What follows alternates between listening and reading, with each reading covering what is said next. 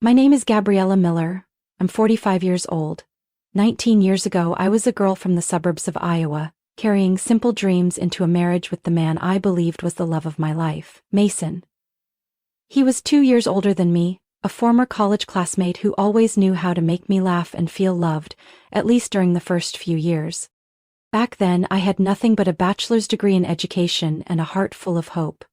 We moved to a small town in Oregon where Mason got a job at a construction company, and I became a full-time homemaker. Not because I didn't want to work, but because Mason once held my hand and said, "I want you to stay home and take care of our home. I'll handle the rest."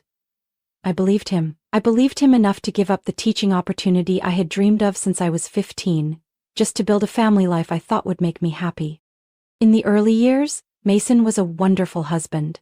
He brought home flowers every weekend, often hugged me from behind while I was cooking and whispered sweet things like, "I'm so lucky to have you." I remember those autumn afternoons clearly, when we picked apples in the backyard, laughing and playing like two kids. But then, somehow, Mason's smile began to fade. He started coming home late, talked less, and the tenderness in his eyes disappeared. I used to tell myself it was just work stress, but after 5 years that change didn't feel temporary. It became a part of who he was. I remember once, dinner was late because the oven broke. Mason slammed his keys on the table and said coldly, "You can't even cook dinner? What do you do all day?" I stood frozen in the kitchen, still holding the burnt cake spatula. That sentence felt like a blow to the dignity I had clung to for years.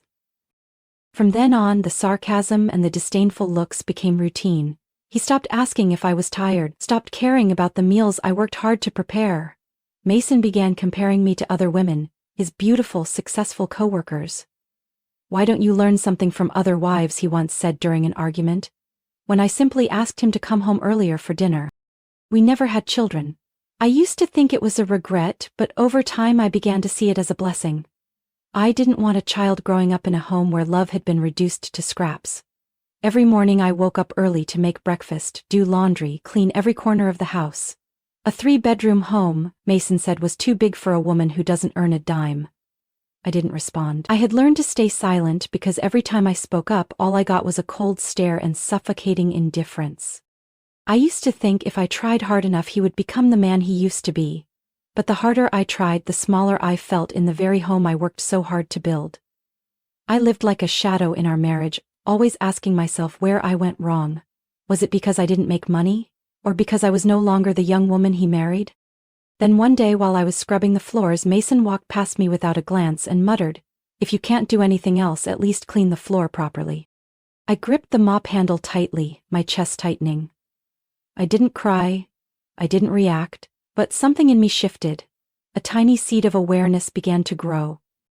And I knew one day that seed would grow into a decision Mason would never see coming. After that moment, I began observing him more closely. I stopped quietly enduring. Instead of worrying about pleasing a man who had become distant, I silently took note of every little sign. The way he smiled at his phone. The nights he claimed he had to work late but came home smelling of unfamiliar cologne. And the unexplained charges on our bank statements. Mason used to be ambitious, at least in the early years. He worked for a small construction company in Eugene, Oregon, where we lived, and often bragged about becoming a manager within a few years. But that promise stayed a promise. After 5 years, Mason quit because he didn't fit the company culture. Then, a year later, he quit again because his boss was too old-fashioned. Eventually, I stopped asking why. Every time he came home with that cold expression and the words, "I quit," I just pressed my lips together and quietly adjusted the household budget. There was a time we had to sell our old car to pay off credit card debt. I started cutting back on meals, replacing steak with lentil soup and toast, trying to make sure Mason didn't feel the pressure. I even tutored neighborhood kids in the evenings to make a little extra money, but it was never enough to cover the months he was out of work. He never asked if I was tired, never knew that I sometimes slept on the sofa because I didn't have the strength to climb the stairs. Then last summer, Mason got a new job at a local real estate firm. The salary wasn't high, but he could earn commission if he made sales. He seemed different, dressed sharper, started wearing cologne he once called unnecessary. He even bought an expensive watch and said it was to impress clients. I didn't question it because deep down I still had hope that this was his chance to grow up and finally value our marriage. But instead of coming home for dinner, Mason started disappearing more often. Some nights he said he had to meet a client at 8 p.m., other times it was a networking event. I quietly made my own plate, sat by the window looking out at the empty street, listening to the ticking clock counting down the days of a crumbling marriage. One night while arranging flowers in the living room, one of the few things that brought me peace, Mason came home late looking excited. As he took off his shoes he said, "I closed a deal with a potential client named Ava. She's a big investor, probably coming back." When I asked, "Who's Ava?" Mason just waved it off, "Just a client, don't overthink it." But I couldn't stop thinking. Because that night, while picking up the clothes Mason left on the chair, I found a receipt from a fancy downtown restaurant, a place we had never gone together because it was too expensive. I started looking into things, not in dramatic movie-like ways, but with the quiet patience of someone who had grown used to listening in silence. I tracked receipts, his absences, even the moment he changed his phone password without telling me. I didn't tell anyone, not even my sister in Seattle. I felt ashamed, as if the cracks in my marriage were entirely my fault. One night I woke up and heard Mason chuckling softly while texting. The glow from his screen lit up his face. A face that no longer looked like the man I once loved, but a stranger. Cold, secretive, living a life I was no longer part of. I wondered if men, when they fall short of success, try to cling to something else to feel important again. When Mason was no longer the provider, did he need to be desirable to someone else to feel worthy? Whatever the reason, I was too exhausted to keep making excuses for him. Love should not make someone feel small every single day. That night I opened the drawer and took out a folder I had prepared long ago, something Mason never knew about.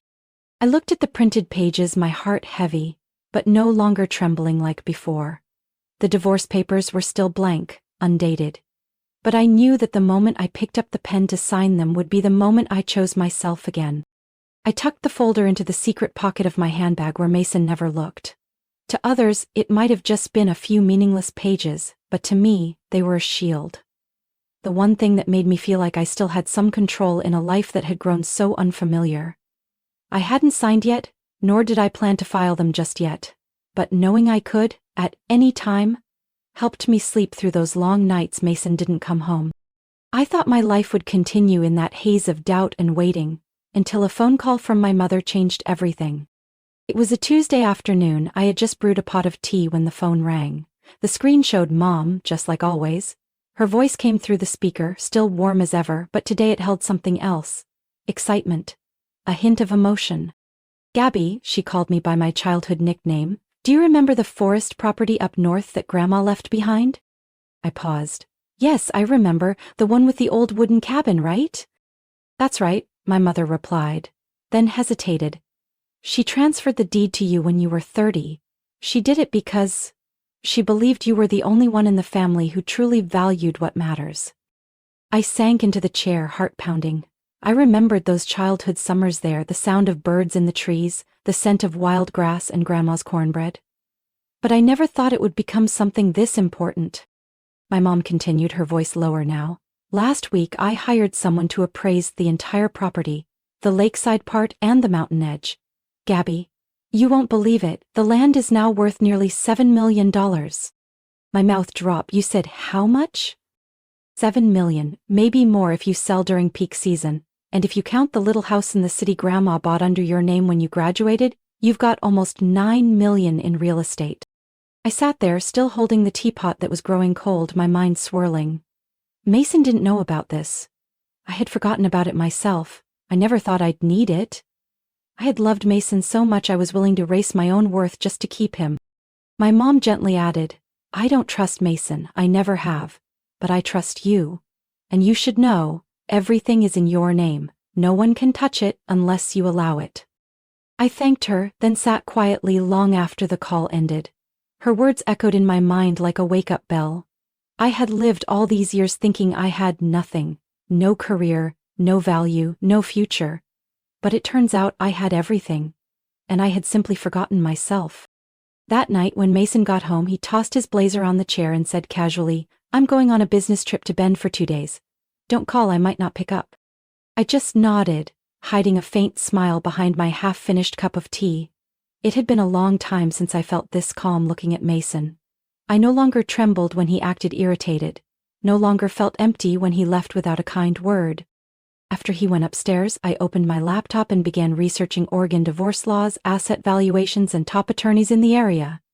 I wasn't going to tell Mason just yet, but step by step I had started preparing. I also called an old friend, Amelia, a family law attorney I went to college with. We hadn't stayed in close touch, but she had always been genuine. After listening to everything, Amelia paused for a moment, then said softly, "Gabby, if you need someone to represent you, I'm here. And don't feel guilty for protecting yourself." I thanked her, gently closed the laptop. Outside the window, a light rain had started. The drops tapped against the glass like the rhythm of a new hope. I knew Mason still believed I could never leave him, that I'd always be the woman who depended on her husband.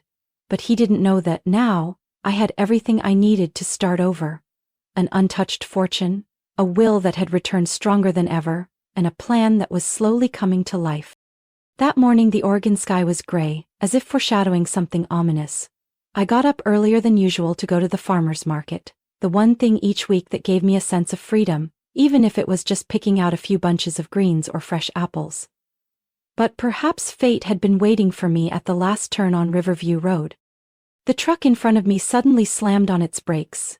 I instinctively swerved right but couldn't make it in time. The sound of metal crashing rang out sharply, and everything around me turned upside down. I don't remember much after that, only that I woke up under cold white lights, surrounded by the sharp scent of antiseptics in a hospital room. "I'm Dr. Renner," said a calm-voiced middle-aged man as I slowly opened my eyes.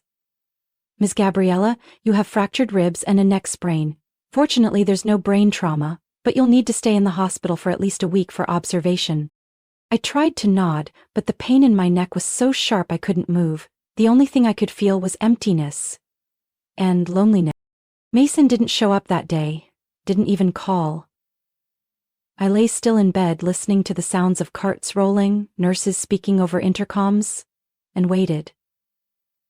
I wasn't sure what I was waiting for, a check-in, a text, or at the very least some sign that he still thought of me. It wasn't until the second day that Mason finally showed up, but he wasn't alone.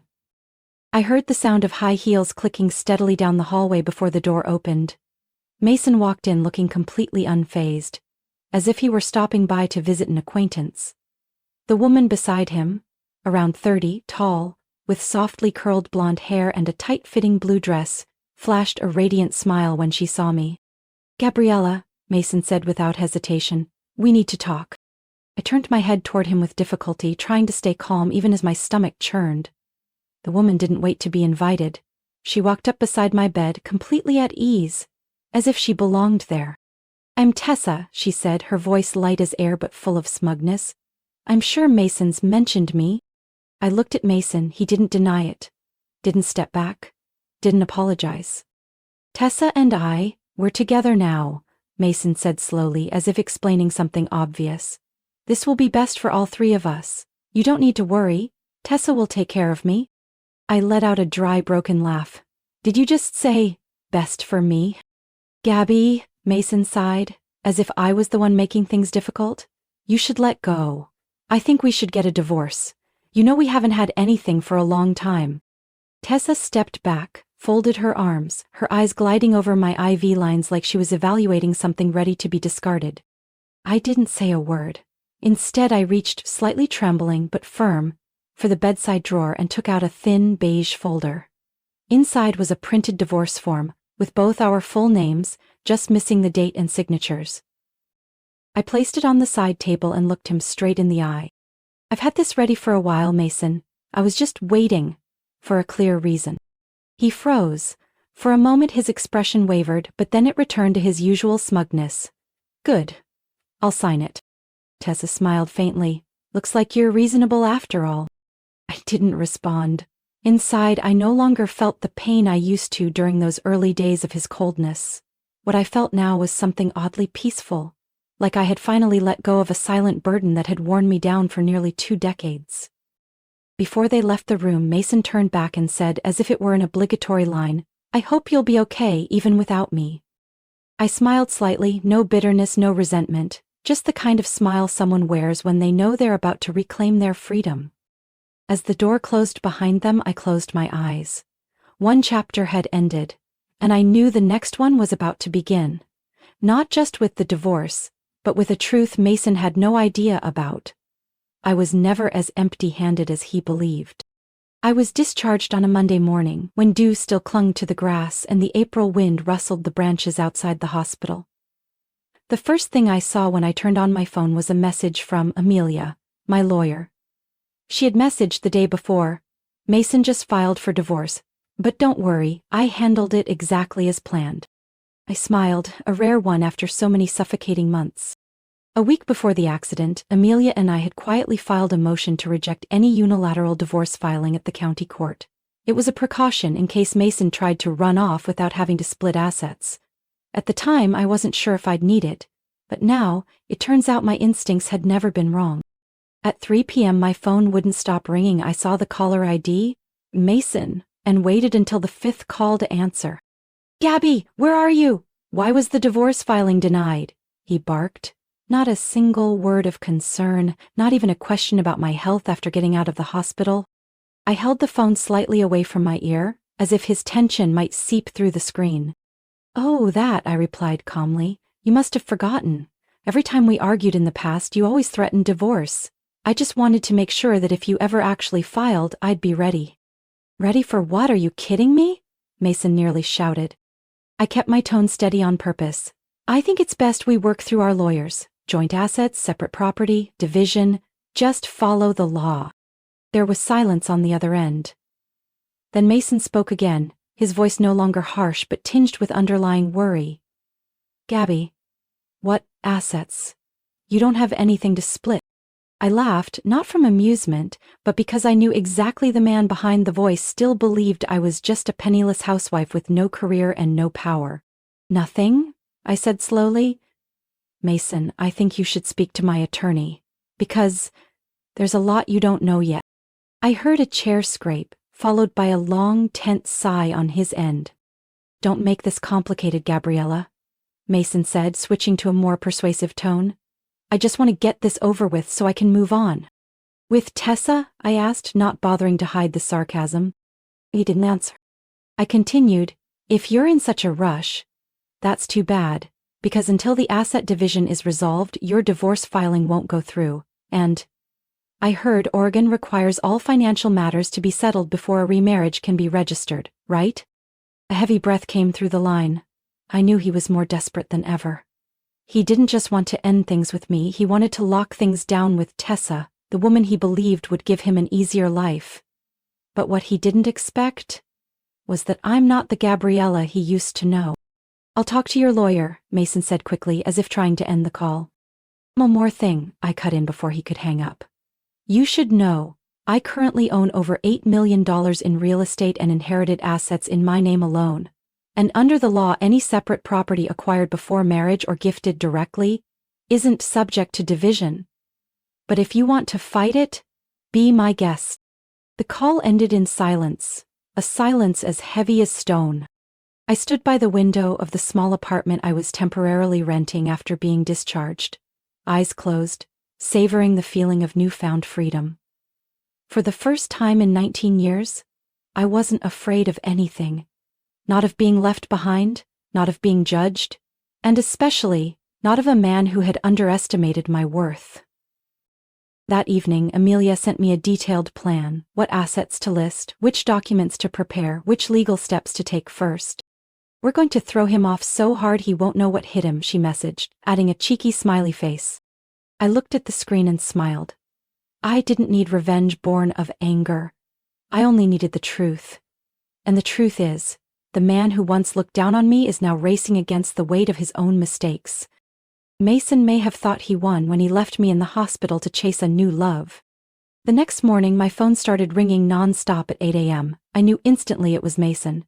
He called 12 times before switching to a rapid stream of texts, each just seconds apart. "Did you lock the account? I can't withdraw money. What did you do with my card?" Gabriella, answer me. I let out a long breath.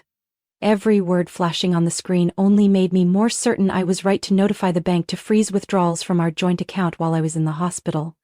Before I was discharged, I'd requested to fully separate the accounts and cancel his secondary card.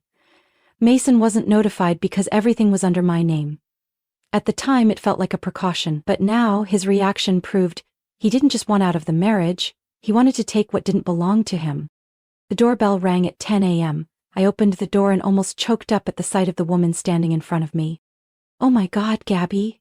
You look so thin," she said, then wrapped me in a hug. "Ali?" I stepped back in disbelief. "You really flew in from Denver?" Allison, my best friend from college who I once thought of as a sister, stepped into the apartment with a gift bag, and that familiar magnolia perfume. We had roomed together in the dorms and stayed in touch for over 20 years, even after moving to different places. When she heard about my accident, Ali immediately took 3 days off work and flew in. "Are you sure you're okay?" she asked as I poured us tea. I nodded, then exhaled. "Better than ever, but there's something you should know." I told Ali everything about Mason, Tessa, the divorce papers, and the assets Mason had no idea existed. She listened intently, never interrupting, only nodding occasionally. When I got to the part about Mason trying to withdraw money from my personal account and getting upset when he couldn't, Ali slammed her teacup down. "That's why you need a lawyer," she said, her tone sharp. "Mason's not just ungrateful, he's greedy." "But wait. Tessa?" I frowned. "What about her?" "Tessa Donnelly?" "Yes, why?" Ali narrowed her eyes and pulled out her phone. After a few taps, she showed me a picture. It was a family gathering, with Tessa standing beside an older woman I didn't recognize. "That's Tessa's aunt," Ali said. "I know her from a women's real estate investment group in Denver. She used to complain about her niece. Spends money like crazy, always dating older men to get ahead in life." I sat upright. "Are you saying Tessa targeted Mason because she thought he was rich?" "Absolutely, and I remember her aunt saying, that girl once faked a pregnancy to trap a doctor into marrying her.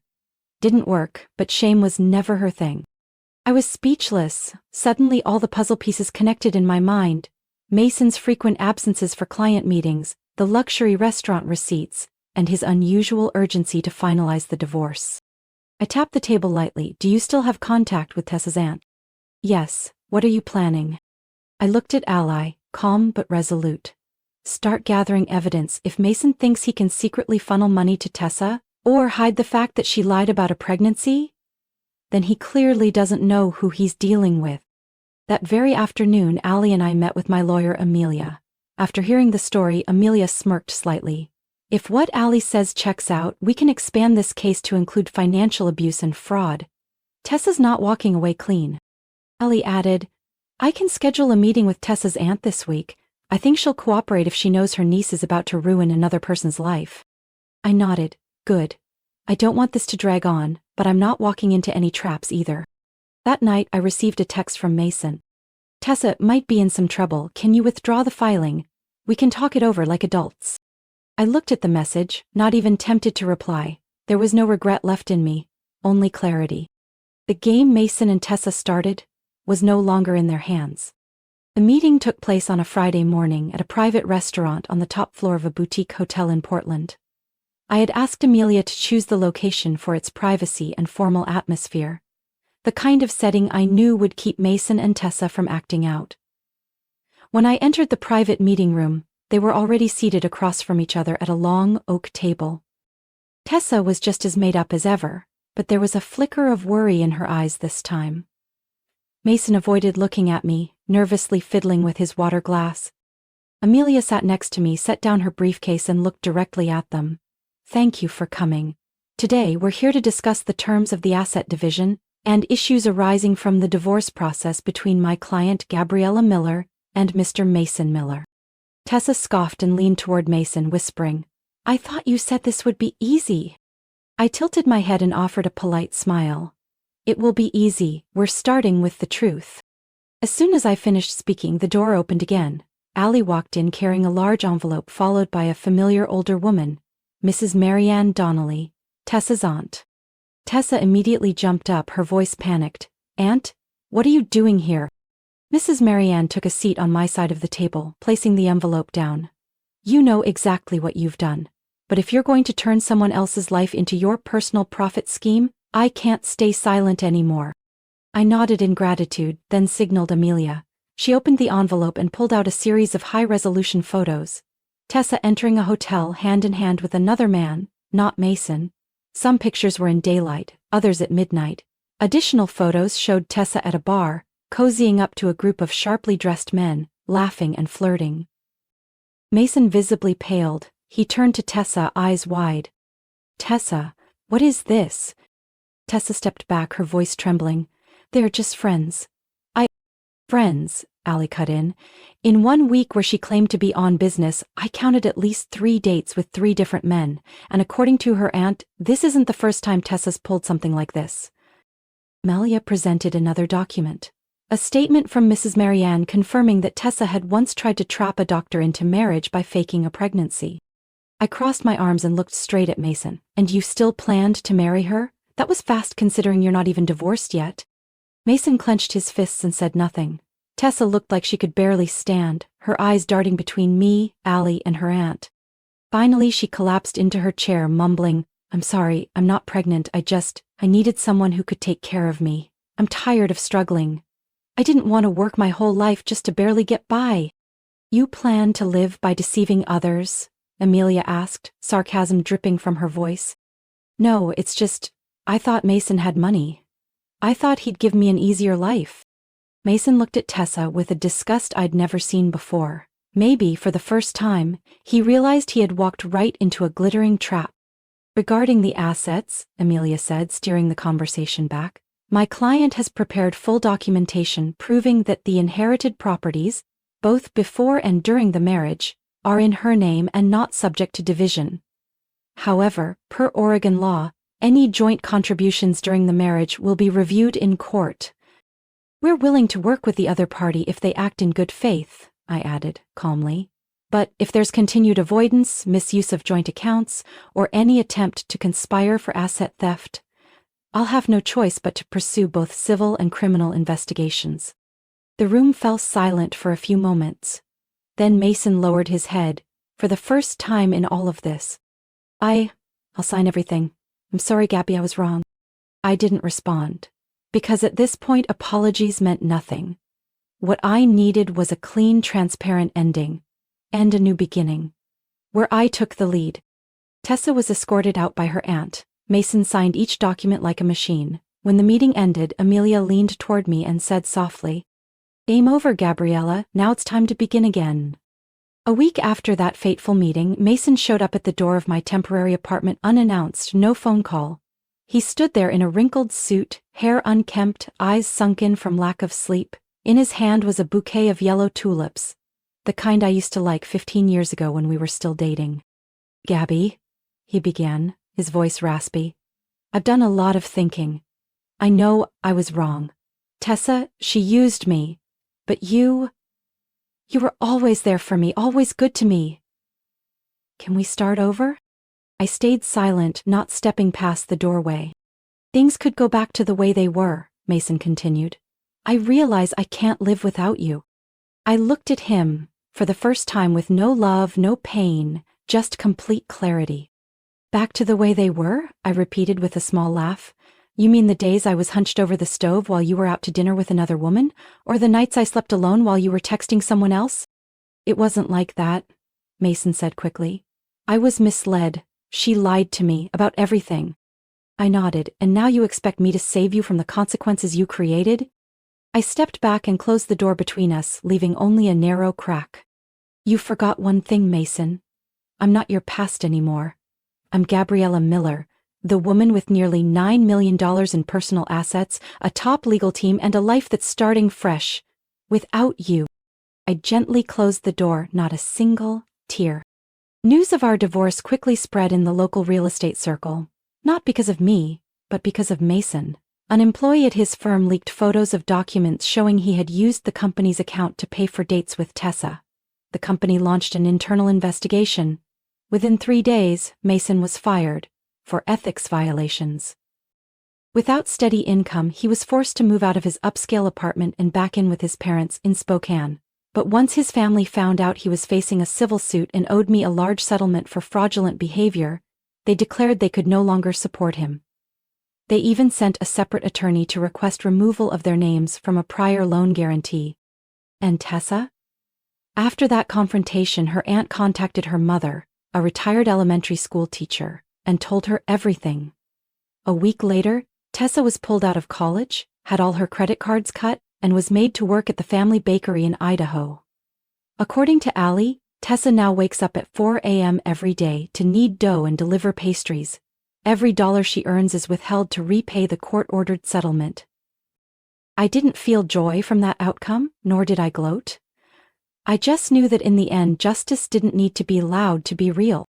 Amelia called me Thursday afternoon to let me know all legal proceedings were finalized. Mason had signed the agreement to divide all joint assets heavily in my favor, and had withdrawn all counterclaims. I was officially free, legally and emotionally. That evening I sat alone on the balcony of my apartment, glass of wine in hand, watching the city lights flicker in the distance. There was no one speaking beside me, no dinner to rush, no footsteps returning home heavy with tension. Just me, and peace. I thought about the years that had passed, the skipped meals to pay bills, the sleepless nights waiting for Mason to come home, the condescending looks because I was just a housewife. Now, all of that belonged to the past. I had finally done something I once thought impossible, let go of the person who hurt me and held on to the one who never left, myself. And that was the most valuable thing my marriage ever gave me. 2 months after the divorce was finalized, I left Portland. Not because I wanted to run from old memories, but because I wanted to begin a completely new chapter. In a place with no trace of Mason, no rooms that had witnessed my tears, and no more cracked silence between two people who used to call each other husband and wife. I chose Crescent Lake, a small town tucked between pine forests and Oregon's deep green mountains. Not too far from the city, but quiet enough to hear birdsong every morning and the breeze drifting through the porch rafters in the afternoon. With a portion of the assets I kept, I bought a 2-story wooden house, nestled behind maple trees, with a wide porch and large windows that welcomed the sunlight. Allie was the first to move in with me. We didn't live like a couple, but like two women who had weathered storms and finally found each other in a calm place. Allie had just left a 10-year relationship she described as so peaceful it became dull. She told me, "I don't know exactly what I want, but I know one thing for sure. I don't want to keep living like I'm waiting for someone else to show up and make me feel whole." We shared the housework. I cooked, Allie cleaned, I tended the garden, she picked music and played it every morning. On sunny days we biked to the farmer's market to buy fresh flowers, fruit and handmade bread from a sweet elderly woman named Marge, who always smiled and winked, saying, "You two are exactly the kind of independent women I admire." We made it a point to travel at the end of each month, sometimes just a short trip to Florence Beach, other times a relaxing night at a hot spring cabin.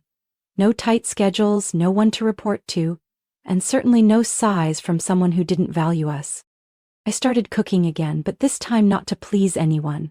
I experimented with dishes I'd always wanted to try but had been told were too fancy or too expensive. Allie would often stand behind me with a glass of wine in hand, watching like I was putting on a private show. One time she laughed and said, "I've never seen anyone fry fish while wearing a floral dress and pearl earrings like you do." I winked. "I'm not frying fish, I'm creating art." Over time I realized something important. Freedom isn't about how much money you have, it's about living the way you want without needing permission. Every morning when I opened my eyes, I knew I could choose what to wear, what to eat, what to do, and most importantly, who to live for. And that person, first and foremost, had to be me. One evening we sat on the porch, under blankets, sipping cinnamon tea as the early autumn breeze played with our hair. Allie rested her head on my shoulder and asked, "Do you think if Mason hadn't changed 5 years ago you'd be living like this now?" I was quiet for a moment, then answered softly, "Probably not. I might still be cooking dinner every night, but in the kitchen of a cold house. I might still be smiling, but it would be the kind of smile that hides the feeling of being forgotten." Allie took my hand and gave it a gentle squeeze. "Then maybe losing something is the best way to find yourself." I nodded. I used to fear being alone, used to think that without a man beside me, a woman somehow lacked value. But it turns out, it was in the quiet moments by myself that I heard my inner voice the clearest. We decided to plant a flower garden in the backyard and build a wooden bookshelf for the little reading room by the window. I also began writing a blog, sharing recipes and my journey of starting over, not for fame, but to tell other women that it's never too late to change course. One October afternoon, with sunlight streaming through the pine trees and painting everything in soft gold, I sat at my desk, writing the final lines of a blog post titled, "Alone, but not lonely." I looked up and out the window where Allie was watering lavender. She turned, lifted her arm to wave at me, her smile as bright as the sunshine. And in that moment, I knew I had truly found home. Not a location, but a feeling. Peace, wholeness, and being completely myself. From my own story, I realized that freedom and happiness don't come from holding on to a person or a marriage that's already crumbled, but from having the courage to walk away, even if it means walking alone. I once believed that being a devoted wife was enough, but the truth is, a woman's worth doesn't lie in sacrifice, it lies in self-respect and the ability to take charge of her own life. Now I live lighter than ever, needing no one's permission to simply be me. What do you think of Gabriella's journey? Have you experienced something similar? Share your thoughts below and don't forget to follow the channel for more meaningful stories about life and family relationships.